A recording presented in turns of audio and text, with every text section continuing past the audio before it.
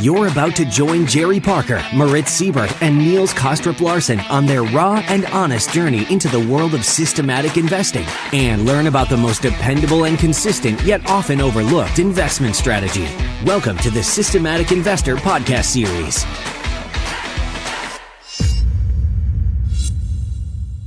Welcome back to this week's edition of the Systematic Investor Series with Robert Carver and Moritz Siebert and I, Niels Kostrup-Larsen, where each week we take the pulse of the global market through the lens of a rules-based investor. Now, for those of you who are regular listeners, our conversations are intended to keep you focused and inspired to continue your rules-based investing journey. And if you're new to the show, we hope that today's episode will trigger your curiosity to check out the back catalog and listen to past episodes that you may have missed. Like the recent episode we did with best-selling author of the Market Wizards book, Jack Schwager, a must-listen episode in my humble opinion. Now, as you know, the aim of the podcast is to democratize the hedge fund, CTA, or quant world, as whatever you prefer to call it.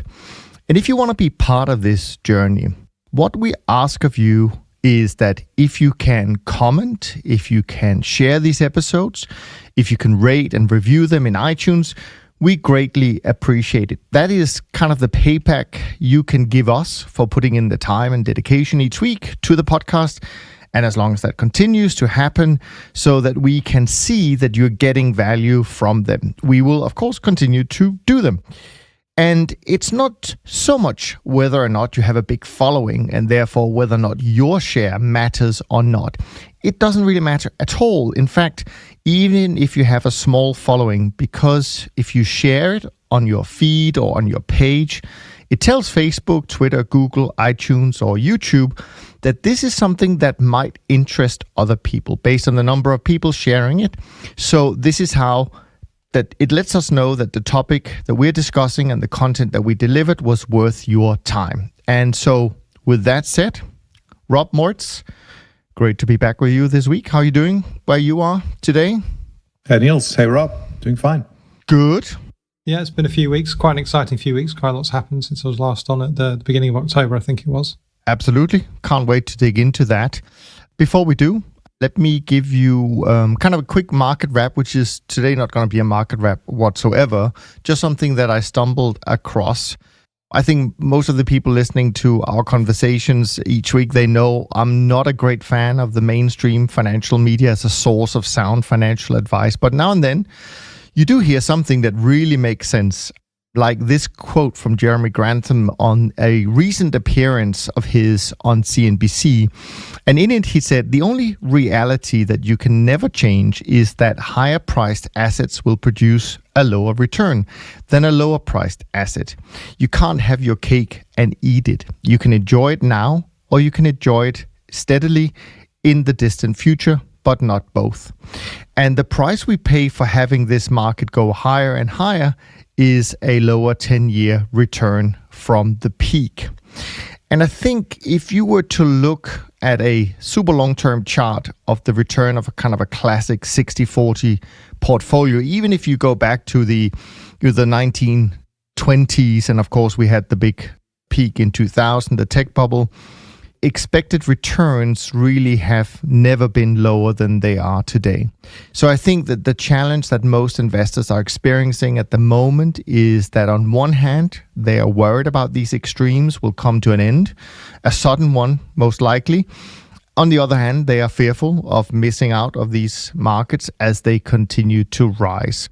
So we're all looking for some kind of safety net and tail risk hedges, but ideally some that don't cost anything. But as our listeners will know, I don't believe that it is necessary to predict the market conditions and when they will change. You only have to respond to them when they do. And of course, this is precisely what we do through our systematic trend following and volatility trading strategies. So that was a slightly different market wrap because I'm sure we're going to get into some of the market actions when we run through our portfolios. So since you have been out for a few weeks, Rob, and as you said, a lot of things have happened since. Why don't you kick it off? Tell us what you've noticed, what's happening in your portfolio as we stand. Yeah, it's interesting actually, and this is often the case with with sort of systematic CTL style strategy. An awful lot can be happening in the world, but won't necessarily be represented in the return. So actually, for the since I came on last, which is about 5 or 6 weeks ago, I'm actually a little bit up 35 basis points, and in terms of the returns, it's kind of a nice even spread. So really, the financials lost money. So I lost money in equities, bonds. And then against that, made money in oil and gas and FX. So kind of an interesting spread there. It's also useful, I think, to give you the figures for the last week or so, because of what you guys are going to have similar. So we've got similar look backs, if you like, for comparison. And actually, the last 7 days has been pretty good. I'm up 2.6% over the last week. And the main profitable market there was actually natural gas, but also platinum and pork bellies. So, a kind of not really, again, sort of financial. So the mainstream financial media is obviously very focused on what's happening in particular in equities, where obviously we've had the vaccine news a couple of weeks ago now. There was a very sharp rally in equities. Everyone was focused on that, of course. And, I have a long-only portfolio that did extremely well. And actually that day was a small down for my futures portfolio. But, it wasn't like there was like a massive up and a massive down. There was a small down. And that's nice to see, isn't it? So you've really got that diversification coming in when the long-only portfolio is doing well. The thing that's sort of a bit of a hedge, if you like, not explicitly, but implicitly, has got a small loss. That means hopefully that when the long-only portfolio does less well, you get the balancing effect the other way. So I've been quite a lot of ups and downs, but actually the systematic portfolio is just on a fairly even keel, up about 10% since the start of the year now, and really not a year of great drama, to be honest, compared to my long-only equities, which obviously has been like an exciting roller coaster. Yeah, that's pretty good, I would say. Yeah. What about you, Moritz? How was your week? Good week for the trend following program. I think the best week in quite a few months, to be honest. I didn't actually count it, but from what I can recollect, I didn't have a week that was better than 1.6%, which is my performance last week in quite some time. So I'm quite happy about it. And most of the money, I think, was made on the long positions, as is normally the case. Still long the grains, so soybean meal, bean oil, all of that has worked really well. Wheat and corn too. Long iron ore. This one is just very steady to the top side and producing kind of like gains like clockwork from long positioning. Biggest gain from being long Bitcoin, no surprise there. That thing is on a ride, and not that many losing markets. I mean, a bunch of losing positions, but they were all relatively tiny. Maybe gold lost a bit of money. Maybe I've lost a little bit of money in some of the bond markets, but nothing really. Maybe a bit in the energies, but nothing really too exciting. So pretty good week for me. Yeah, no, cool. Great. I mean, on our side, our trend following strategy also had a pretty solid week. Interestingly enough, with all the sectors, and that is a change, doing well. It was led by bonds, currencies, grains, as you mentioned as well. Best market for us, just I think like you, Rob, nat gas, pretty solid, despite actually some of the other energy markets detracting a little bit from the performance. We've obviously seen the COVID-19 vaccine news, which has had some effect in terms of reducing quote-unquote uncertainty in some of the markets, the US equity markets specifically. And that meant that the VIX remained low, at least in recent history. It is above 22 for the week, so it is above its long-term mean, but at least it's coming down a bit, normalizing. Our volatility strategy actually also had a pretty solid week from those developments, not even a single losing day, which is unusual for these type of strategies. So yeah, all in all, pretty good as we head into the Thanksgiving week, I guess. Now, we do have some questions in from Mervin and from Daniel and Antonio. But Rob, you also provided some really cool topics that we can talk about. So why don't you kick off, Rob, with something that you found interesting? In the meantime, I'm going to pull up the questions we had from our listeners that we will also get into today? Yeah, it relates actually to was it Jeremy Grantham you quoted earlier? It was. Yeah, it relates to that quote actually, because obviously the strategy of buying things when they're low in price rather than high in price is, commonly known as value.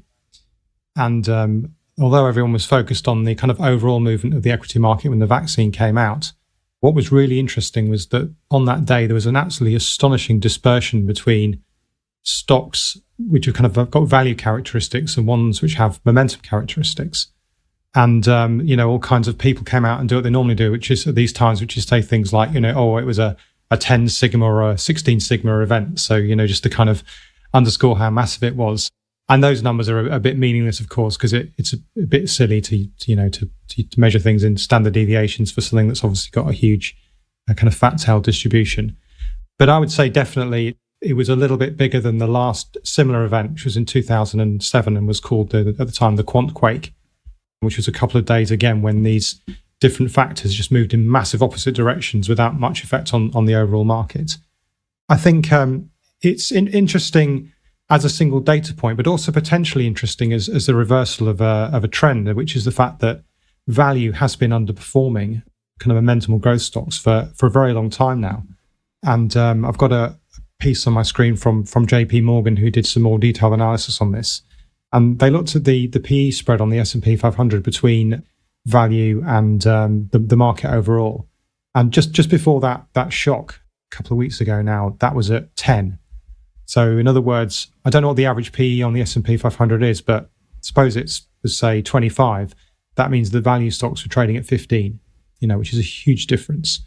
And just to give you a feel for how much of a difference that is, if you go back to 1999, which obviously was the peak of the tech bubble, that measure then reached a peak of just under 8.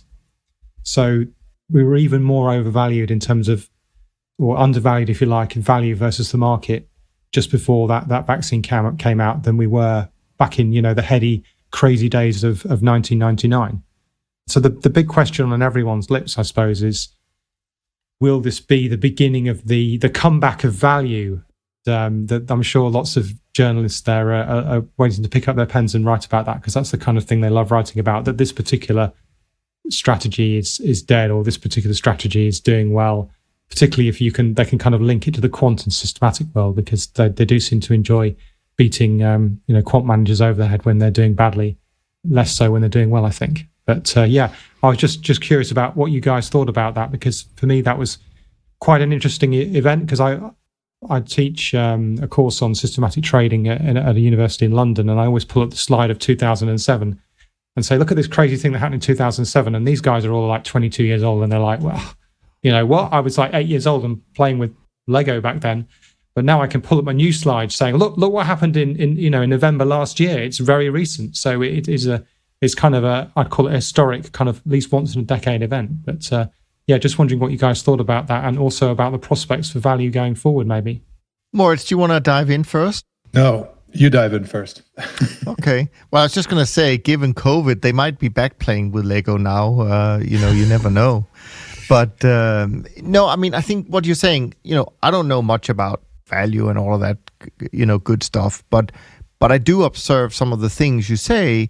If I just look at our own backyard, meaning trend following, I mean, clearly trend following, if you look at the strategy and you can compare it to other things, people will say, oh yeah, but the spread between the performance of, say, a trend following index and another strategy index is at a historical high, meaning that trend following has quote unquote underperformed for a long period of time. So there is no doubt that trading strategies or investment strategies go in and out of fashion. Without a doubt, we know that, which is of course why we preach diversification, generally speaking. And I think that proves the point. Value, of course, is something that I guess became very well known because of French and Farmer and Nobel Prizes and all of that good stuff. And so it's a big thing. And I think a lot of money has followed that strategy, and a lot of money is hurting at the moment. Unfortunately, we can't say exactly the same about trend following, because not that many investors are into trend following on a global scheme, so to speak. But the problem is always timing. And I think the quote I was talking about in the beginning about even though we get to these extremes, right? And let's just say value again, we're at an extreme and so on and so forth. The question is, do we need to worry about always anticipating when that it's going to turn? Or are we going to apply our normal discipline kind of systematic framework and say, we don't need to worry about it because the data will show us, right? And we may get a few false starts. We know that. And I think it's the same with everything we do. You look at your individual markets and you see how many trades can go in a row without producing any profit. You might have 3 or 4 losing trades in a row, even in the same market, but then suddenly you get that big move up. And the only way I know of to deal with that is through diversification, and the same would go for the on a strategy level, which is kind of interesting. And this might go in a completely different direction, and I'd love to hear both of your views on this, because a lot of our listeners, I think, are interested in trading models and how we develop them and all of that stuff. And so a lot of the people we talked about and a lot of the literature swears to this kind of walk forward methodology, right? You can't use too much of in-sample data, et cetera, et cetera. One of the things that I've been thinking of recently is that why not instead develop and test all sorts of parameter combinations and just look for parameter combinations that, okay, on one hand, they need to be profitable and maybe there are some minimum requirements for that return stream. But then why not look for just return streams that are uncorrelated and combine them? That's what we do in our portfolios. Why not just do that? Why wouldn't it work even if you're even if you're working with in-sample data? Why wouldn't that work on a model level? So anyway, I just want to throw that in because it comes back to this point about diversification. Well, let me first, before we go into the walk forward and all that, let me touch on the value piece, right? Because I think this is very difficult to answer. You have on the one side, you have the big value proponents, such as Cliff S. Ness from AQR or Rob Arnott, who want to stick to the strategy, come hell or high water, right? Then you have the track record of Warren Buffett. Is he a value investor? Yeah, people say he's a value investor. Some people like Mike Green say he's the best leveraged short put seller that has ever existed, using a lot of tax advantages and leverage and getting some sweetheart deals done. And cheap funding from insurance float. Yeah, exactly, right? Cheap funding from insurance flowed. You have all these revenues, all those assets that you can work with while they become liabilities, and then you have to honor the claims that come due. But until that point in time, those are your assets, and the returns that you make on them are yours. So a company such as Pepsi or Coca-Cola, I guess, some people will drink Coca-Cola in the next 10 years, and therefore those firms stay around. Of course, there could always be managerial mistake at the board level, and the companies no longer exist. But firms such as Exxon, I mean, there are so many companies, so many names that used to fall firmly into the value bucket. And their prices have been going down and down and down and down. So if you're a value investor in a systematic way, for instance, such as AQR, what do? You buy them. It's akin, and this is what Mike Green is telling us, and I actually agree with his view of that. It's akin to being short puts all the time. You're essentially forcing yourself to behave in a opposite way of the trend follower and pick those stocks up because their price becomes cheaper and cheaper and cheaper. We would be short those stocks, but those people become more long. But who's to say that, this is really the right strategy? There's a lot of risk in this as well. When you think about all the stuff that's happening here in Europe, for instance, with regards to ESG, in Switzerland, you're going to have a vote about the S&B, needing to become ESG conform.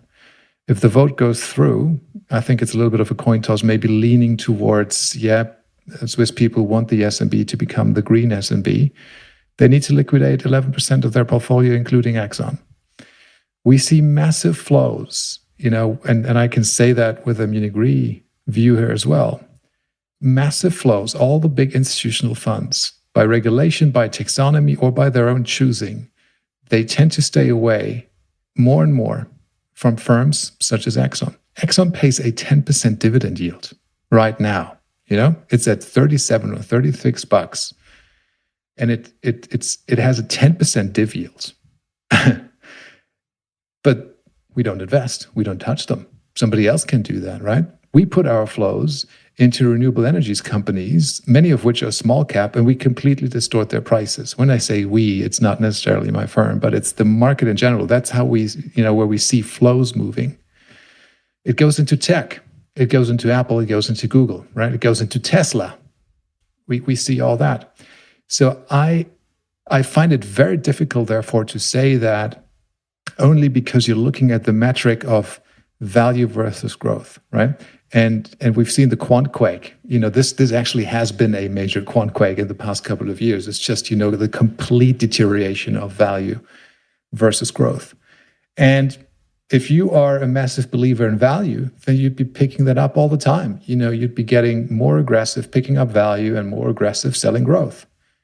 And I'm not sure if the risk in that is that there is a risk of ruin. You may just do that and go to zero.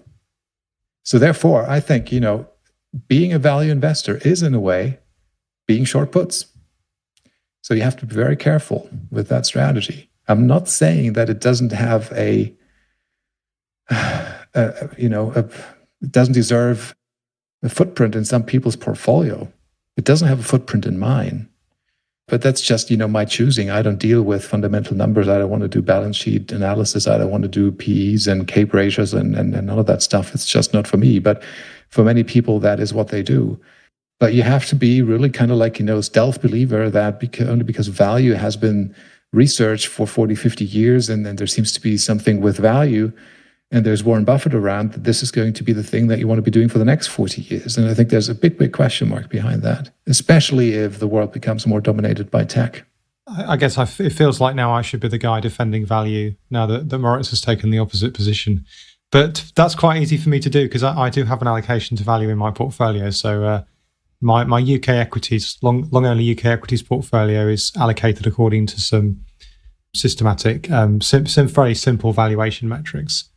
And I don't know, I've got a soft spot for value because it almost feels like a strategy you don't need to backtest, because it's a bit like carry in that you don't need a sort of human emotional bias there, like I think you do with momentum to justify it. It's literally like, okay, this thing is on the shelf and it's worth $100 and I can buy it for $50. Okay, so that's you don't need to backtest that, right? There's a simplicity about that idea which I find attractive. And I'll be honest with you, I think my nature as a human being, my psychological nature, my bias is to be a value investor, which is probably why my momentum portfolio is fully systematic, right? Because if I had to manually, as a discretionary trader, try and trade momentum, I'd probably really struggle to do it. It really goes against my grain. Now, of course, the problem is exactly what you identify, Moritz. It's not just that we need to buy things that are on the shelf and we think are worth $100 for $50. We have to say, well, why is it $50? Why is the market valuing this thing so cheaply? And I guess the one school of thought is the one you've identified, which is, okay, this is a sector that's in secular decline. The earnings are going to fall consistently, probably from now until the point when the company goes bust. And therefore, the PE ratios should you shouldn't be paying a kind of market average 20 PE ratio for that. It probably only is worth a 15 or a 10 or a 5 PE ratio. The thing is actually worth what you can pay for it. But the other argument is, well, actually, a lot of the time when things are on the shelf for $100 and you can buy them for 50, that is a temporary mispricing. It is because a particular sector is having bad news, or maybe it's just because equity investors generally have become more defensive, or it could be because of the unusual situation we've been in recently, where a lot of the kind of the sort of real economy, if you like, has been shut down, while a lot of the tech economy, companies like Zoom, I guess Peloton, who make bikes you can exercise on in your home, companies like that have been kind of over disadvantaged by the COVID restrictions. But that's a temporary, we think it'll be a temporary measure, and that's why the vaccine news was so welcomed and caused such a rapid turnaround. And I think the truth is somewhere between those two things. So I agree with you. I do think that there are times when a company or a sector is cheap because it's in secular decline and it's justified, or maybe on a stock specific basis there's just some really bad news about that company and the price reflects that. But I do think there are times when it's temporary, it's cyclical, and you can buy things for that are worth $100 for $50. The truth is somewhere between those two. And I guess the difference between a systematic and a sort of discretionary value manager, so the difference between, Cliff and Warren, if you like, is that, as a systematic investor, you don't necessarily try and differentiate between those two things. Maybe you can refine your metrics and your selection criteria to a degree so that you can try and differentiate between those two things. But, mainly speaking, you're buying value as a factor. You're buying it as a whole. You're investing in a large portfolio of value stocks to reduce your idiosyncratic risk. Whereas someone like Warren Buffett, you're more discretionary and you are trying to differentiate between, the Pepsi and the Coke, which, as we know, Mr. Buffett loves, and between the oil companies, which are in secular decline, and buying on one and not the other. And that requires, skill and expertise and experience, which the systematic strategy doesn't really embody, which is fine. I mean, that it's a lot simpler to run a systematic value strategy. I certainly couldn't do what Buffett does, even without the advantages you've discussed. But I'm quite happy spending about 5 minutes a month running my little systematic equity value strategy. That suits me just fine. So yeah, I think value is there's a place for value in everyone's portfolio. I think the message, if there's one word that would sum up how I feel about the advice you should give to people, it's diversification.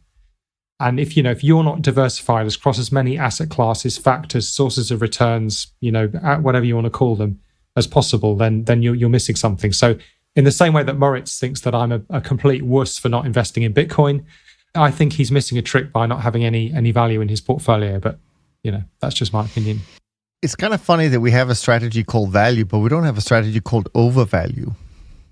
I mean, you could argue the same. I mean, some companies are just so far overvalued that they should be sold. Well, the classic long-short, equity strategy would, of course, buy the top quartile and sell the bottom quartile. But of course, you can do it on a long-only basis as well, which means you don't try and short the overvalued ones. You just don't touch them. Yeah. Staying on this topic, actually, one of the questions we have in from Mervin, coming in from someone that I actually know well. So nice to hear from you, Mervin. He does invest in systematic strategies like trend following, have done for a while, but he has a question for us. And that is, are there any other systematic strategies that you would recommend looking into to complement a core trend following holding? So staying on that theme, Rob, why don't you kick that off and say, okay, in this case, his core holding is a trend following portfolio. What would you supplement it with? I mean, Moritz is right. Other than value, of course. Well, yeah, but actually, Moritz's point about selling puts is very relevant because trend following is a little bit like buying straddles. It's a long volatility, a long gamma strategy. So the obvious thing to supplement the trend following with is something that diversifies to the short gamma side. So carry, which I have a big chunk of in my portfolio, value would be another one. Any kind of systematic option strategy is likely to have a bias towards being short volatility, because that's a source of return premium. I mean, just generally, kind of long short equity, is relatively uncorrelated to a sort of CTA type momentum strategy. That's probably again a little bit of a negative skew strategy, although not as obviously as something like carry is. And the other thing to think about maybe doing is diversifying across time. So if it's his portfolio is anything like mine, it's probably something like a holding period of an average of about, say, a month or 3 months. So you can either go longer, which would be something like value, which is, you really need a kind of 3 to 5 year window, or something much shorter. So if you can find a profitable shorter term, maybe counter trend strategy, then that would be something to look at as well. Yeah. What about you, Moritz? Yeah. Just Bitcoin, right, Moritz? Yeah. Bitcoin's great. Of course, I mean, Bitcoin has been massively diversifying my returns in the past couple of weeks, but Bitcoin hasn't been around prior to 2009. And, back then, certainly I didn't have a look at that thing, right? I mean, I got first in touch with it in 2013, 2014, that time period, I think, 2013 probably. But I didn't even buy any in 2013 because I thought it's poison, right? So it took me until 2015 to actually, jump over the fence and get long. But anyway, this is not about Bitcoin. The question is, what type of other trading strategies could one use in order to diversify one's portfolio? I'd say whatever you can find that has a positive expectancy and isn't perfectly correlated to trend following, right? Now, I'd like to stay away from strategies that have too much of a negative skew, too much of a left tail, because even though, as Rob has said, it's kind of like, trend following is akin to being long strangles or long straddles. It does have a long volatility, long gamma, positive convex profile. That's because we're keeping our losses short or very little, and then we let our winners run. But it's not always like that. Remember March, right? We have these massive drops in the equity markets, this V-shaped, thing. Oh yeah, that is very volatile, but we didn't have any long gamma there, right? I mean, we were just losing money as was everybody else. So I like to have strategies that are uncorrelated to my trend following, but still positively convex, right? And you can go on the lookout for these and find them and systematically backtest them and combine them with trend following. Carry strategies are normally the opposite. Mean reversion strategies are normally the opposite, right? They tend to make money, but they have a negative tail. They're left skewed strategies. So sometimes they let you standing in the rain. By the way, I want to mention one, and maybe Niels, you know him, Richard Brennan from Down Under, very active on LinkedIn. He has yesterday posted a very nice blog, which I recommend that people read, and that's about combining portfolios just of trend following funds, kind of like a fund of trend following funds, right? And of course, there's like Efficient and, our friends in Chicago who are doing something like that. But, what he's done, he's just looked at all the funds that have a longer than 20-year track record. And he's blending them together and he's rebalancing them using the MAR ratio. So here you have it, just a bunch of strategies, 10, right? They're all trend following in nature. They all have this very nice feature of being positively convex, if you will, or, they over longer holding periods, they tend to be right skewed. And the picture, the result of that is just beautiful. So you don't necessarily have to go into, I don't know, selling puts or doing carry or doing mean reversion or anything where you go like, okay, because I'm long gamma, long vol, even though, we say that is the case. Technically speaking, we're not long gamma, we're not long vol, right? I mean, if volatility rises, our NAV we don't have vega, we don't have gamma, right? But people just say that way. And therefore, I'm now selling puts on equities because this is a nice complement to my trend following portfolio. Well, I don't know. I think there's better ways of doing that. Well, I mean, you've obviously touched on most of the things. I mean, I would, generally speaking, kind of along the lines of what you said, Mort, try and keep things very simple. I probably would overall look at the portfolio from a either convergent or divergent standpoint, just to be aware of where the allocations fall, because there are obviously different risk profiles from these strategies. Of course, having done this for a while, I fall more in the camp of divergent strategies, like trend following, like some kind of long volatility type strategy, or even a hybrid where you can be both, but at least you have the flexibility. And if you have to have an allocation to equities, we know that the combinations of equities and trend following is very powerful. So I think that is also something that's worth considering, of course, even though it feels difficult maybe to buy equities after a 12-year bull run, but there we are. As long as it's complemented by trend following, I feel better about it. But I will also say a little bit like both of you said, I also like the diversification of time frame, meaning that if you stay in the kind of very liquid space, and I actually think liquidity will be incredibly important going forward whenever this, whatever we call it, but when the next big crisis come, I think liquidity is going to be something that's going to save you. So I like these liquid strategies, future strategies. So if you can find some shorter term managers, that might be useful as well. But also, as you said, Moritz, I mean, even different types of trend following can be diversifying in itself. We know that.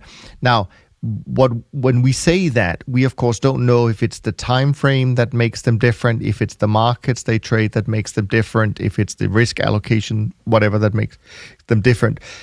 But the fact is that probably no two trend followers are the same. So if you can establish people who've been around for a long time, where their strategies have actually been through some good and some bad periods in real time, and they've survived it and adapted and so on and so forth, that in itself is a great strategy as well. Rob, you wanted to say something? Yeah, just to pick up on that, actually. So in my own portfolio, I've got about 5 different ways of measuring trends, from this moving average crossovers up to various other things. And these things are like correlated 90 to 95%. And people may think, well, why are you doing this? This is crazy. But I'm like, well, okay, maybe it only gives me a 10 or a 15% increase in Sharp, because, with 5 or 6 things that are correlated 90%, that's all you can expect. But that's free money. I mean, it's not like it's costing me anything. I write the extra code once, spend some time on backtesting, and then the thing is just running. And that's probably quite similar to investing in a bunch of similar trend following managers. They've got similar way. They're going to have slightly different ways of measuring trends, slightly different portfolio allocations, slightly different risk management rules and what have you.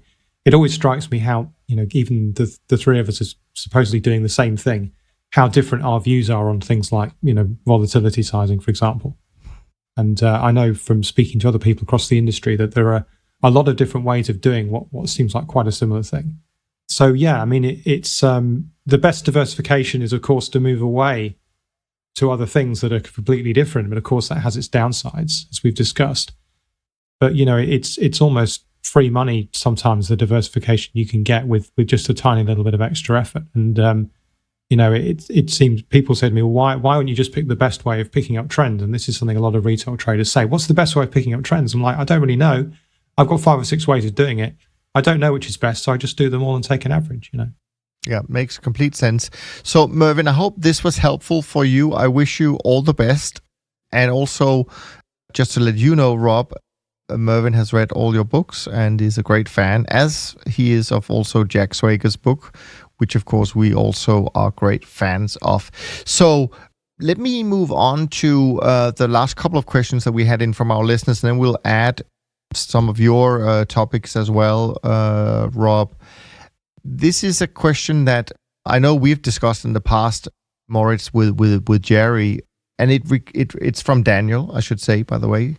The first question is, how do you think about open equity versus closed equity in terms of drawdowns? I understand the industry standards, maybe clients are definitely, regulation will use open equity, but I don't see the logic of using open equity drawdown, especially for longer term trend following, where the system design is to exit the position when the trend starts going the other way. It's a long question, but I think maybe that gives us enough to go with open versus closed equity. Do you want to kick that off, Moritz, since I know it's something we've debated with Jerry? Yeah, I'm happy to take a start there. I don't measure drawdown relative to open trade equity. I've never done it. I definitely measure it relative to closed equity, and I measure it compared to my net asset value. So closed equity plus open trade equity equals the net asset value. But just looking at the drawdown of the open trade equity, to me, that has never, it doesn't occur to me why that would be a meaningful metric for me to have a look at. Because I'm quite liberal with my open trade equity to begin with. I'll let that fluctuate, and at some point it hits its stop or exit. But yes, I do look at drawdown relative to closed trade equity, because that is capital that's in my pocket and in relation to my net liquidation value, so to say. Is this something you've been thinking about as well, Rob? Yeah, this is one of those weird things where my career is basically, working in sort of an institutional world for a long time, and then 7 years ago, effectively retiring from the industry and, writing books and then coming into contact with people a lot more on the sort of retail side. And one of the things that struck me was talking to people who are more from the retail side is a lot of them are obsessed with the difference between open and closed positions and open and closed equities and open and closed drawdowns. And for me, this was completely bewildering, frankly, because, if it makes no difference to me. Let's keep it simple. Suppose I buy shares in, I don't know, Tesla at $300, and the price falls by $100, so I'm down $100 a share. Does it really matter whether I've now closed that position or whether I hang on to it? I've still lost $100. And there seem to a lot of, there's this kind of view that, you hear people say things like, oh, well, it's not a loss until you take it, and all this kind of stuff and they sort of, it to me just seems weird. I can't understand it because, my background's in economics, and at university, you take courses in accounting and you learn about things like mark-to-market accounting. When I started trading in investment banking, I'm sure my boss would have been really happy if I'd say lost $1 million in a week and said to him, it's okay because I haven't actually closed the trade yet.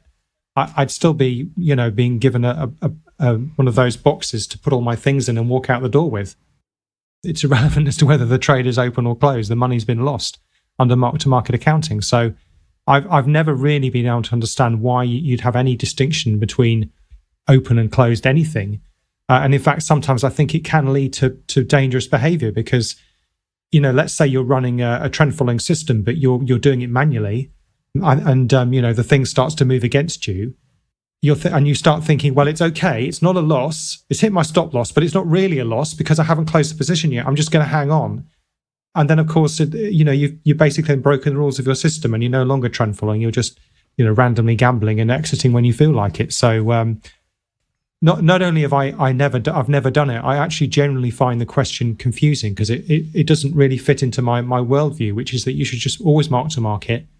It doesn't matter whether positions are open or closed. The only thing it might have an effect on is your margin usage, for example, because obviously the more open positions you have, the higher your margin usage will be. But generally speaking, with the kinds of portfolios and risk levels that we run, we're normally using only perhaps a quarter or a third of our capital at most for margin anyway. Now, I want to hear maybe Moritz's response to that a little bit, but I want to add something about it because maybe people are a little bit confused when you say, Moritz, that you're very liberal with your open trade equity. Isn't it just, and this is my interpretation of it, doesn't it just mean that in a sense your stops are perhaps slow to move up along with the price in general, meaning you're not really, it's not that you're relaxed about it, it's just that once you have made some money, it'll take a little bit of time if the market moves up quickly before your stops catches up, because you're not taking more risk per se. Your risk was decided when you entered the trade, right? Correct. The risk is decided when I enter the trade, and I will keep that trade intact until an exit is hit. That can be the initial stop loss, or it can be the exit over time for that position. So that position now has some open trade equity, but I'm not, only because I see this equity, only because I see the dollars, right? The green dollars, the positive number that stares in my face. I don't want to move stops up or reduce risks or do vol controlling trades or do this, that, and the other thing in order to get closer to the honeypot. And I've said this before with vol targeting, I find it very important to let these winners run, right? And that means that I need to be in a position to accept the fact that my open trade equity will be volatile. I need to give it that room. I'm not too fussed about it, but I'm very, very tight with my closed equity because that's in my pocket. When I take the position and it goes against me, it eats into my equity, then no, that becomes a hot potato. I want to get out, right? But if it has something positive on the clock, yeah, fine. Let's play with that, right? It's kind of like you see it. It is still, this is money that the market has given to me. Of course, I can click the mouse and take that money. I can, succumb to the bait. Here it is. It's almost my money. I could take it. But nobody forces me to do that. I can still risk that money. And it feels very much better to me to risk that money, which the market has already given to me, than paying it out of my own pocketbook. So to be clear, Moritz, would that mean in simple terms, you put a position on today and you might have, say, a 5% stop loss. If you then make a 25% profit on that, your stop loss would be, I don't know whether you would go all the way back down to flat or whether you would say, okay, now I'm going to happy to increase my stop loss to 10%. Maybe you don't do it formally like that, but is that kind of the behavior that the system gives you? Well, it depends a little bit on, how the market develops. If it jumps up, if I have a position and it jumps up 25% the next day, then, my stop will no longer be 5% below my entry or, whatever number ATRs below my entry, right? That stop will move up and it will now essentially be at a point where I should make a profit if I don't gap through that stop. Would it be a similar level? No, not necessarily. So it's not a pure trailing stop, in other words. It is. I'm using trailing stops, right? But I'm not doing them always in a linear fashion. So I think probably in one of the first 20 or 30 episodes, I probably touched on that. If I have these very fast runaway markets, the example of, for instance, a market gapping 25% higher in a single day, that causes my trading stop behavior to react in a different way than if that 25% up move happened over the course of 100 days. Because if my trailing stop is, hey, I'm looking at the low of, let's just, say the last 100 days, right? And the market gaps 25% up, then, well, my stop is still down there. It hasn't moved, right? It's still the 100-day low. It doesn't recognize that there has been this massive, fast way market. So if I see something like that, or if my system detects something like that, that will trigger a certain behavior in my stop practice. And therefore, it will protect some of the profit that has been achieved through that move. But if the move is more smoothly dispersed over 100 days, it's, same old, same old. Okay, let me try asking the question a different way. Because I think that the way you trade does actually treat open and closed equity differently, whereas I don't. So let me put it this way. My trading pattern will be irrelevant regardless of what trades, whether I've got a position open in a particular market. So I'll be bearish or bullish on a particular market regardless of whether I've already opened a trade on it. So in other words, let's say I've never traded before. I turn my computer on today. It'll do certain trades over the next week or so. If I turn my computer on in a week's time, having never traded before, it would basically end up taking, broadly speaking, there's some things to do with buffering that means that wouldn't happen. But it would basically want to take the same positions on, even though it hasn't held those positions for a week. So that to me means I'm treating open and closed equity differently because I don't care whether I'm in the market or not. Does that make sense? And I think you're doing something different. It sounds like you are. I didn't follow your example. Maybe it was too fast. It allows the example.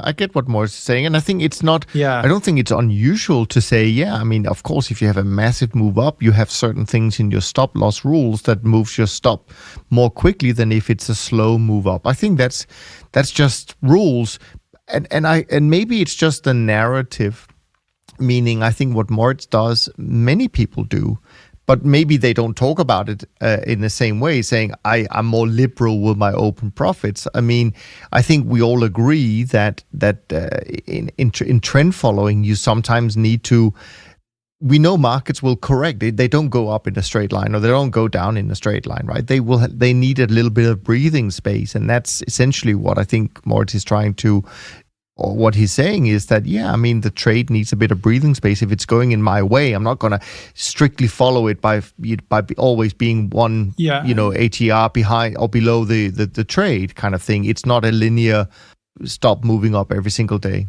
I guess what I'm trying to understand is so I don't actually use stop losses in my main momentum portfolio anyway, but in the systems I've designed that do have stop losses in them, the sizing of the stop loss, it obviously depends on various factors. I mean, and volatility is a big part of that. So, whether measured by ATR or standard deviation, and we've already had that debate, I think, on this program. So, the main point is for me, I will have a particular stop loss in a particular market on any given day, regardless of whether I have a position, whether I've had that position for a week or a month or 6 months.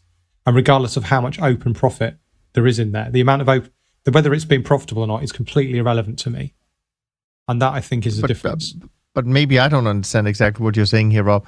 Surely you don't have the same stop loss if the market action is different a month from now, right? You're not going to have exactly the same. Well, you just said you don't have a stop loss in the first place, so I'm not entirely sure I know what you mean. No, you must be having a different exit point. Let's call it that. Whether it's a stop loss or reversal, I don't. It's conditioned perhaps on market action, but it's not conditioned on my profitability and when I took the position, how much open equity I have. Sure. That's the distinction. That's the point I'm trying to make. I think badly, clearly. But maybe that's the same with Moritz, actually. You could turn it around and say, well, it's just based on the market action. It's not really calculating what my open profit is. It's a stop-loss rule that obviously takes into account an unknown market action. But if the market does this, the stop will do that. And if the market does this... That's a good way of describing it. When you think about it, we've just mentioned at the beginning of this recording that, a trend following strategy could be seen as being long a straddle or long a strangle. So we're paying a little bit of premium. Those are all our small losses. They actually eat into our equity. Like I said, I'm very tight with those. I don't want that to be too much, right? I don't want to pay too much premium. So I'm getting out. That's a hot potato. Throw the trade away. Don't worry about it. There'll be another 10,000 trades over my lifetime. This is just one. Don't worry about it. Get out of it. We may even have to get back in 2 days from now, right? Or tomorrow even. But then when those open profits show up, when you look at your brokerage statement, right, you have your open positions there, what you see, most of them will have, over time, a positive P&L. That is money that we just need to, you cannot go to the honeypot there as a trend follower and say, I just want to grab that and take it off the table, because this is not the strategy. This is then no longer the straddle. This is no longer the strangle. You have to let that stuff run. And this is where a lot of the years, and Jerry has said that before, they are saved because you have 1 or 2 markets that go to the moon. And you just need to let them do that. You must not. Take some profit off the table if you want, but don't close that position. You have to be fine. And as a trader, you have to have that emotional control to let that open equity evaporate. It is necessary for trend following to work, in my honest opinion. I don't see any other way. If you don't do that, if you're capping those profits and you're taking them off the table too soon, because of whatever reason, because you're moving your stops to close, because you're doing vol control, this and the other thing, this is very much impacting the nature of trend following, and that is not what I want to do. So therefore, it is the market's money shows up in my open position statement, right? It's kind of like the P&L of my trading system, the edge of my trading system that shows up there. I need to be willing to risk that again and keep it on the table, keep the chips on the table and keep playing with that money. Stay in that game to grow that pot larger. But as soon as I become the net payer, because I'm putting up positions and they move against me, then no, I don't like that game. I move away. So therefore, I'm very tight with closed capital, and I'm very open with open. So my understanding was correct, and it does go back to what I said earlier about we were discussing about different managers doing this different things. In many ways, the Moritz and I are very much on the same wavelength, but actually the way we trade is really quite different. And if you looked at our return streams, you wouldn't necessarily see that much difference between them. But I would imagine that there's probably more of a classic trend following profile about Moritz's. In other words, a lot of small losses and a few very big gains, yes. a big right tail, a big positive skew. Whereas, my portfolio is probably a little bit more Gaussian. And, I'm hoping that in doing that, I'm getting something out of it. I'm getting a higher Sharpe ratio, perhaps. And actually, it comes down as well to your preferences and why you're doing this. So, when I was working for AHL, we were very much selling a trend following product, and we would try and, manufacture it to be, as trend following as possible, and avoid things like having, say, too much carry in the portfolio. That was always a big debate. How much carry should we have? How much momentum? Because we had this sort of top-down institutional constraint to have a bit more, more momentum and less carry. Whereas now I'm more unconstrained and I can have a bit more of an even blend. I'm aiming more for maximum Sharpe rather than something that looks more like trend following. And Moritz has a different approach, and that's fine. I think as a client of a fund, it's important to understand what the risk profile is, what the manager's doing, and make sure that lines up with your own preferences. But beyond that, there's no kind of single way of. It's not like Moritz is wrong and I'm right, or vice versa. It's just that we have different preferences, and that feeds into slightly different ways of doing things. No, I agree. I agree that there is no right or wrong answer. I do think, however, that maybe we're complicating matters a little bit too much. And that's generally what I unfortunately end up doing, I think. Right. No, but let's just think about it. And this is just really thinking outside the box. So I could be completely wrong here, but just play with me here. Let's just say that Moritz has 50 markets he trades, and to make it simple, he gets buy signals on all of them, and they all go in his direction, right? Slowly. And over a 6-month period, suddenly from your close trades, so from when you got in, they all got in on the same day. To make it even simpler, you're up 50%, but it's all open profits, right? But it's over a 6-month period. So if you were a manager, if you were looking at your monthly returns, they would go up and up and up and up and up, and your NAV would be up by 50% over that 6-month period. My point is, I don't really think that people don't care about giving back that 50%. I really don't think that's the case. You would care if you went up from $100,000 in your account to 200,000 and then down to 100,000. I think we would care, right? And I think we should care. So even if it's all open, so let me just finish this, because I think what's happening is that when we design our systems, we look for these, but I don't know that we look for it, whether it's open or closed profits, but we would look for a 50% drawdown and say, I'm not so sure I really want to trade this model because that's a huge drawdown. And we couldn't care less if it's open or closed profits, frankly. So I get the point about designing the stop strategy and the exits to give a trend room. That I agree with. But I don't know if I agree with saying I don't care about open profit, because if it's big enough, we will care about it, not giving it all back. And so, yes, Moritz, you move your stop like we all do, but I don't know about whether I'm so fussed whether it's open or closed equity per se. Because from a design point of view, yes, I need to give the trend some room. So that's my philosophy. It needs room, and the stop doesn't move up every single day. I completely agree with that. But I don't think I could say to someone, I don't care about the open profit, because if I was only having open profits, but it could also mean that my stop is 50, all my stops have meant that I could lose 50%, I bloody well would care.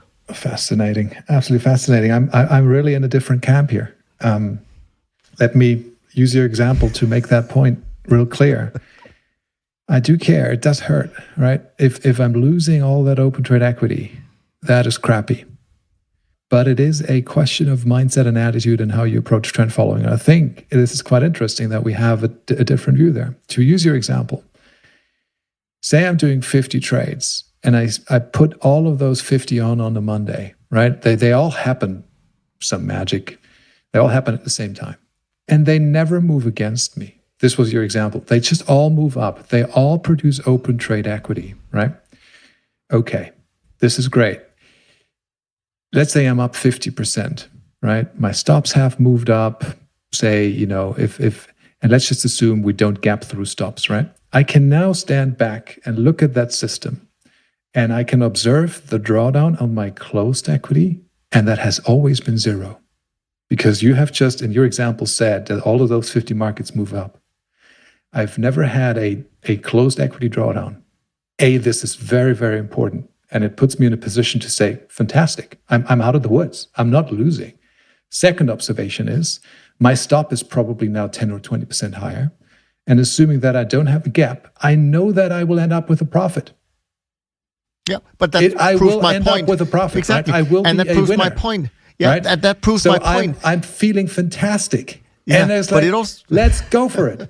And this is so important. It also proved my point, Moritz, and that is you do care because you do move your stops. So your open of course equity, so to speak, you will never lose the 50%. That's my point. So I just think it's the narrative. It's the way we talk about it. Yeah. I would talk about saying, I want to move my stop. I want to, the trend. I want to protect the profits along the way, but it doesn't mean I'm going to move the stop every day.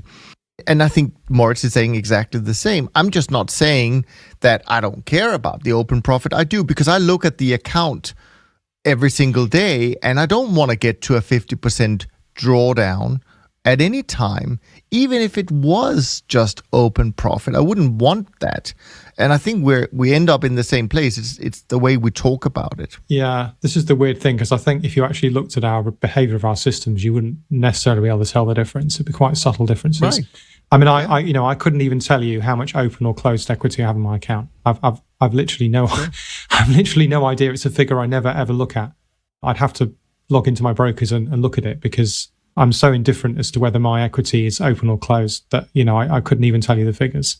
Anyway, right. I think we should just look at the one number, but we need to move on. I think we need to move on, yeah. But it's been a very interesting discussion nonetheless. Yeah.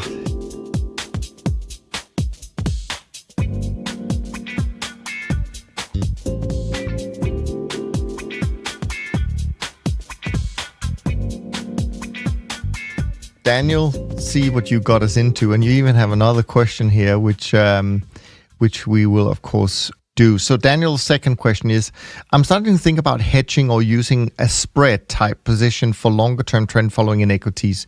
Your trend following system could be long Apple, for example, but you could be short something like the E-minis or the SPY.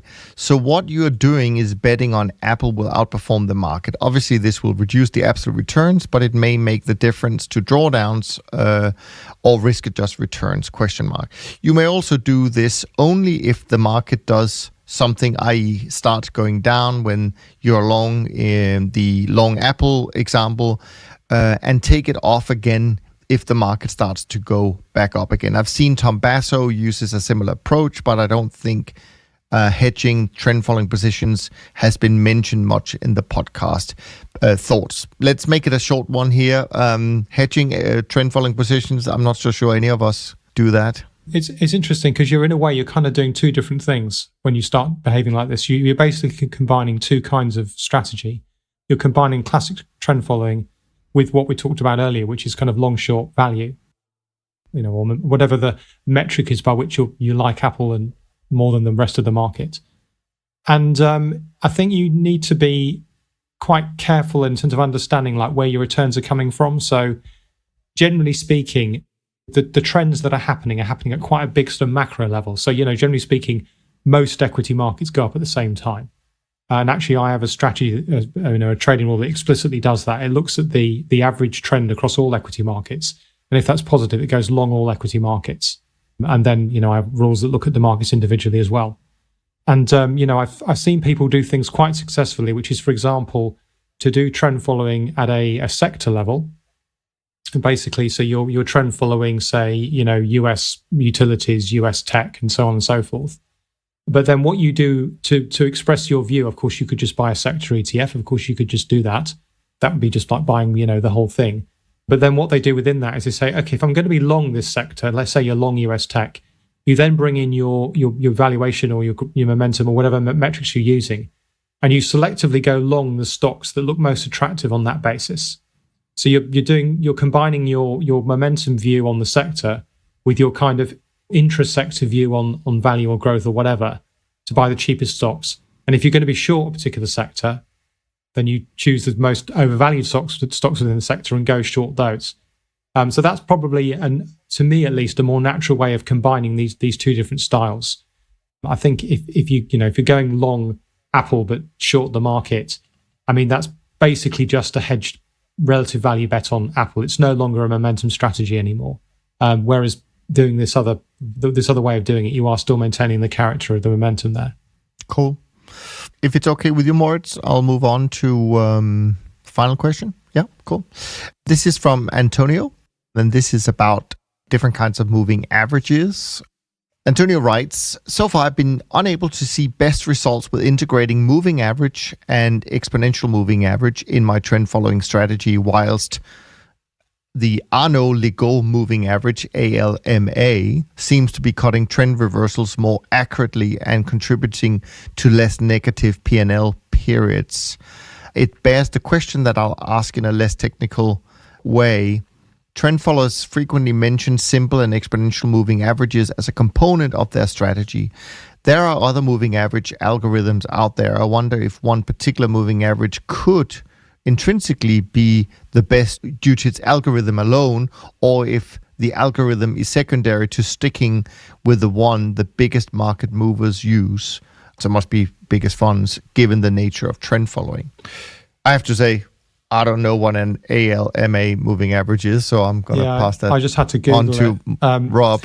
But I'll just very quickly, because I'm sure Moritz has something to say as well, but I already answered this question earlier when I said I had about 6 or 7 different ways of measuring trends, and I don't actually know which is the best. And I don't think you can even answer that question. So I just use an average of them all. So, that's, I think picking one individual method is potentially going down the road of overfitting. That's my opinion, at least. Anyway. Yeah. What about you, Moritz? Do you know? No, I don't have that much more actually. Diversify if you can with your portfolio size. I mean, this is normally the limiting factor, right? Diversify across markets and diversify across styles and diversify across timeframes. So what does that mean? Diversify across markets means trade many markets. Obviously, the larger your portfolio, the more markets you can trade. Diversify across style, to me, that means, if you have a breakout strategy, that's a thing that I trade. But you could, absolutely combine a breakout strategy with moving average or crossover or regression-based, slope-based, trend detection system. And all of those, I think, have or time series momentum, very classic, right?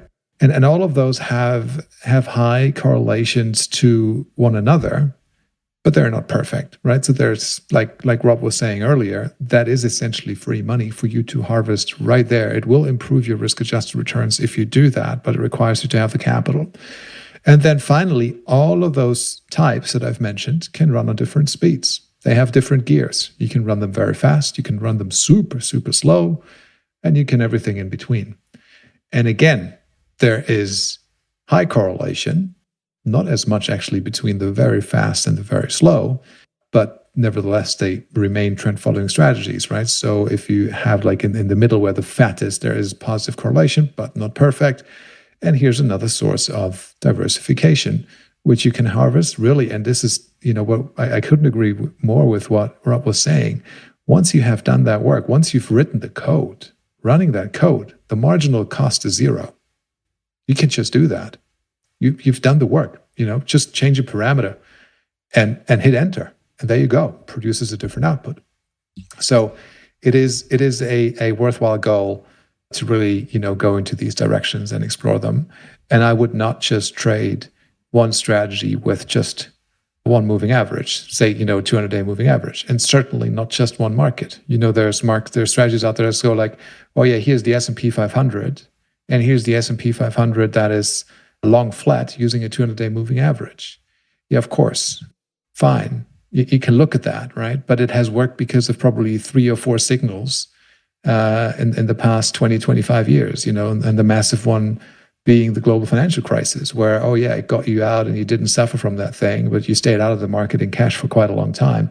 But your sample size is statistically insignificant, right? It's just you're looking at that chart, and only because that chart has a nice picture, you go like, that's the thing to do. But yeah, it's kind of like you rolled the dice on that one, right? You have actually no sample size, no p-value whatsoever, no confidence that what you're looking at here is actually repeatable. Yeah, and on a similar vein, I would imagine the listener, and I apologize if I'm incorrect about this, but if you see one trend indicator being a lot better than another, it's quite likely you've got quite a small data set to come to that conclusion. So you probably looked at only one market or a small number of markets, and you probably looked at a relatively small amount of data. And 10 years sounds like a lot of data, but it's nowhere near enough to get any kind of statistical significance. And when I've tested these things over decades of data and over dozens of markets, I've come to the conclusion that you can't really see a big enough difference between one trend indicator and another to actually conclude, yes, this is the holy grail, this is the one we want to use. I did some quick Googling while Moritz was talking, and just another cautionary word about this particular indicator is that it's got a lot more parameters in it than just a moving average. So it's got a parameter called sigma and it's also got a parameter called offset, as well as the window size. So if you are going to use this indicator, and I'd suggest using it as part of a battery of other indicators, not just this single one, be aware there's more potential there for overfitting because it does have more parameters in it than just simple moving averages do. Cool. Great stuff, guys. Now, that's all from the listeners this week. And by the way, do keep your questions coming. As you can see, we really like debating them. And you can email them to info@toptradersunplugged.com as usual. I do want to finish, or before we finish, Rob, I do want to get into maybe one of the topics you had written to in advance of our conversation today. Almost, I would let you choose which one it should be. Well, There's a couple of ones starting with T. I don't know if any of those are tasty enough. I thought it would be nice, actually, because you guys interviewed Jack Schwager not that long ago about his new book. Yeah. If I talked about something I read in there that was very interesting, is that okay? Let's do that. Yeah, that's cool. Yeah, so there's Jack's new book, which is excellent, by the way, and I'm about 2/3 of the way through reading. Each chapter, as in his previous interviews with traders' books, covers a different trader. So there's a chapter about a guy called Marston Parker, who sounds like a very interesting guy. And I was just looking at his Twitter profile, and it says systematic stock trader, stroke software developer, stroke violinist. So he sounds like an interesting guy, I have to say, a real Renaissance man. But the thing that struck me is reading the introduction to the chapter that Jack's written. I'll just read the quotes and then ask you guys what your response is, really, because it's quite intriguing statements, I think. When I first looked at Parker's performance statistics, my initial response was that I probably would not include him in this book. Although his track record was certainly good, neither his return nor his return risk statistics were close to the spectacular levels achieved by most of the other traders I had already interviewed or was scheduled to interview. But then I noted that Parker's track record was 22 years long, a substantially longer period than most of the other traders I decided to include. And he goes on to the statistics in detail. There was another factor that was instrumental in my decision to include Parker. He was the only purely systematic trader I had found whose performance was sufficiently superior to even merit consideration for inclusion. Perhaps the lopsided overrepresentation of discretionary versus systematic traders I found in my search for exceptional performance is not representative, but I suspect it is. Ever since the release of my first Market Wizards book, I found that standout individual traders tended to be discretionary, and this bias seems to become more pronounced over the years. There may be many systematic traders who are profitable, but few that outperform benchmarks by wide margins over long periods. So there we are. Jack's laid the gauntlet out there on the systematic versus discretionary camp. So I just thought what you guys thought about that statement, whether you agree with it or not. Is it fair, and are there reasons for it? Moritz, do you want to kick it off, or do you want me to kick it off? So Niels and I actually asked that same question to Jack, and I think I also asked it during the Real Vision interview. And like you say, he confirmed that most of the traders that he has in the book are discretionary traders. And as we know, and I know that for a fact, there are quite some really, really successful, purely systematic firms out there. Not individual traders, but they are firms, but not super large firms, like, firms that run geographical arbitrage systematically across commodity markets, arbitraging the LME against the COMEX and, trading in the onshore Chinese commodity markets. There's funds out there trading digital currencies systematically, automated, mechanically, right? Sharp ratios of 4, 5, 6. With AUM of greater than 200, 300, 400 million, and track records of 7, 8 years. Not the crypto guys, but some of the commodity arb funds. And I mean, this is absolutely fantastic. Yeah, of course, they don't have capacity for 10 billion, right? But it is an amazing track record. Renaissance would be, I guess, in the systematic camp, right? I mean, The Man Who Solved the Market, we probably have all read that book. They let their machines run. Jim Simons was saying, well, there have been one or the other instance where they didn't, but, I think we have to put them into systematic camp. What a success story. So I don't think that we can just jump to the conclusion and say that you have to be a discretionary manager in order to be successful. That is certainly not true. There are some really, really widely successful systematic guys out there. Now, the I guess the point why, or one of the reasons why they are included in the book is because as discretionary manager, they tend to have much more concentrated positions and much more vol, right? If we as systematic traders, we diversify our portfolios, at least I do, try to get as much diversification as I possibly can. But some of these discretionary traders, I have the feeling they go for the jugular, as Strugglemiller would say it, right? And if you have a position that works for you, you just press that position and you have a lot of risk on that thing. And obviously, if that moves, you can get these plus 100, plus 200, plus 300% returns in a year. You have these standout returns, and it produces these track records where people go from, having $50,000 to, a couple of million, 10 million, 20 million, et cetera, because they've done that a few times in a row. I don't want to say that, that is all just luck. It clearly isn't. They seem to have a feeling for the market. They definitely they sniff out risk, it seems, very well. They keep their losers little, which is something that I like. But they have much more concentrated positions, much more volatility than we would have with our trend following programs, for instance. And of course, it is a much, much better story. If you have a discretionary trader that goes like, hey, I've identified that cannabis stock or I've identified that on social media and therefore, I've done this, that, and the other thing. Doesn't that sound a million times sexier than, following a moving average and, clicking on a mouse on a Monday? I mean, I'm clearly weird, but I actually enjoy reading the systematic chapters much more in Jack's book. But like the chapter with Michael Platt in the the Hedge Fund Wizards book is a really interesting chapter to read. I share a lot of the same things that Moritz said. I think there are a few things. First of all, I think the narrative, of course, that's clear. It's going to be much more difficult to make an interesting book for the wider audience based on trend follows. We know that narrative matters, so that's one thing. I will also say, and by no means trying to take anything away from the results that these people have had, but I do think there's a difference, right? First of all, I would say that as far as I can remember, at least, all of the most successful managers that has a long track record, really, for the most part, I think they're all systematic. Okay.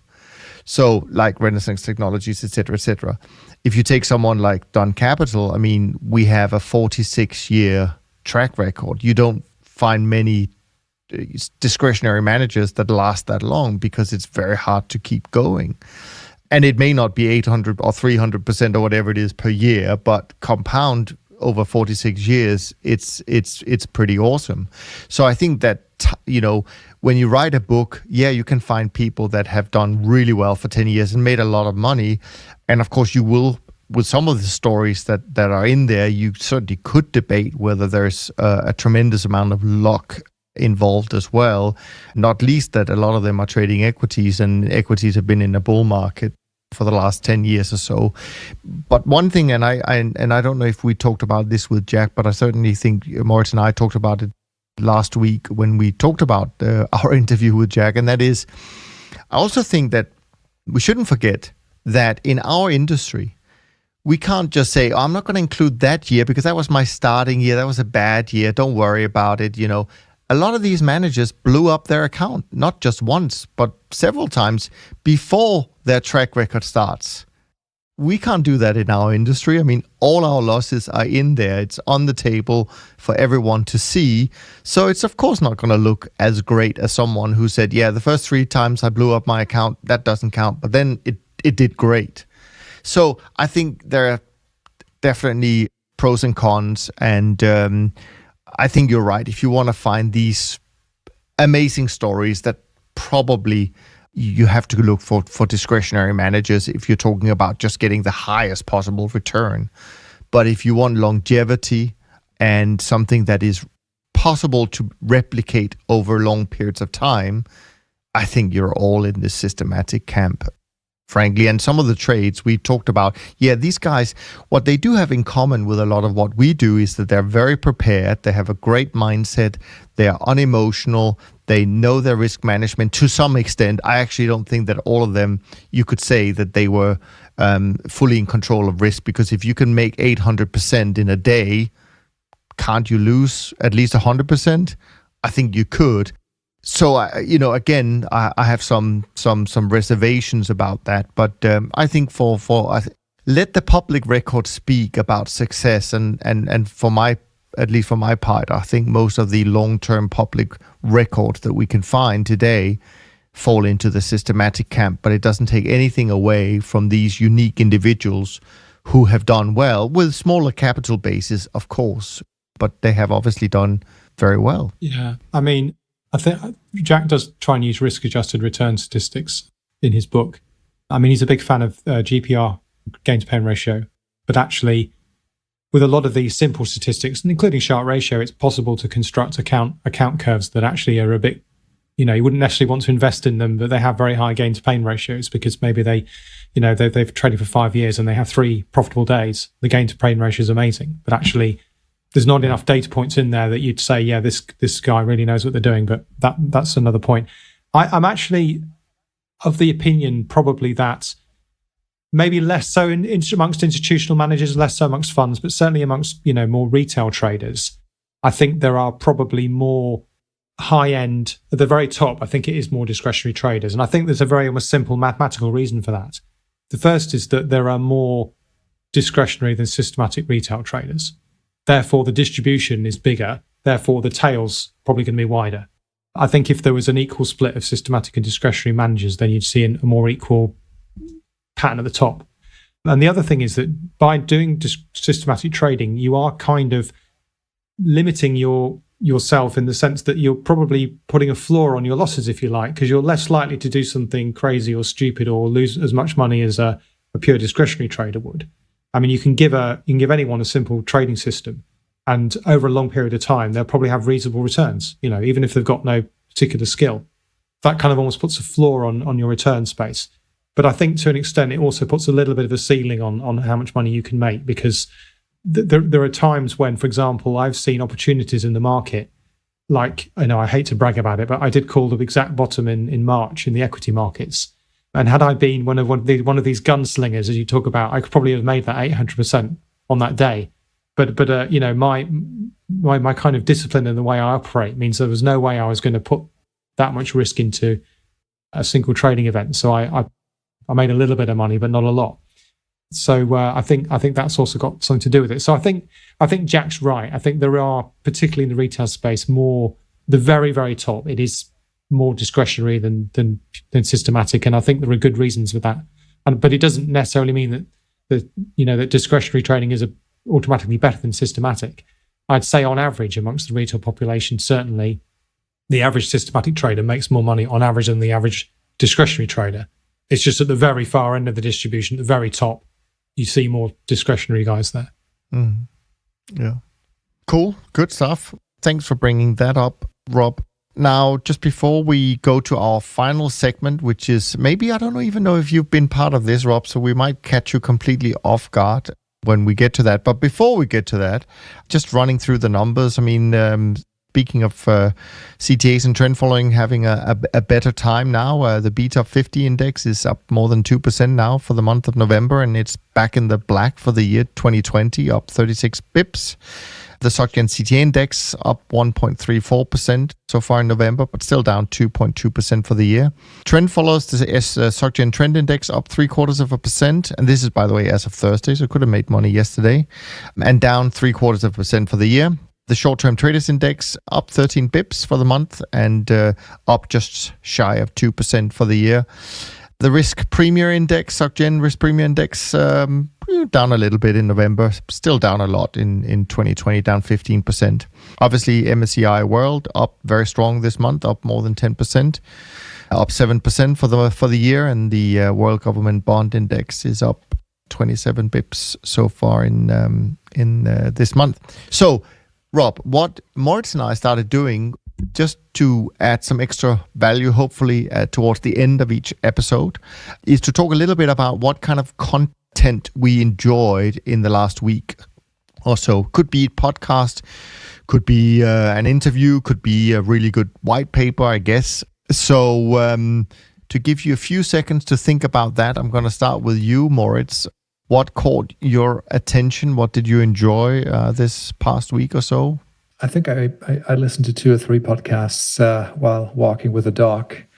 The one that I remember and that I really liked is on the What Bitcoin Did podcast with Rauol Pal called The Money Revolution. I recommend people listen to that. Cool. What about you, Rob? Did You have put me on the spot. I have put you on the spot. Why not? Yeah, that's fine. You can deal with it. You're a pro.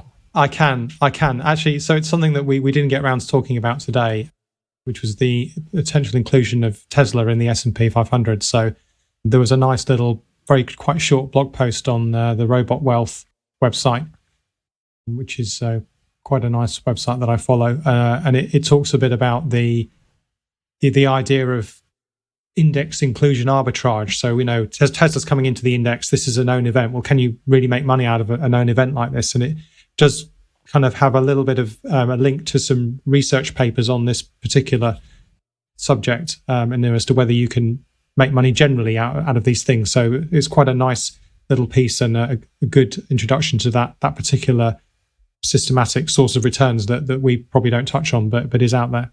Cool. Great.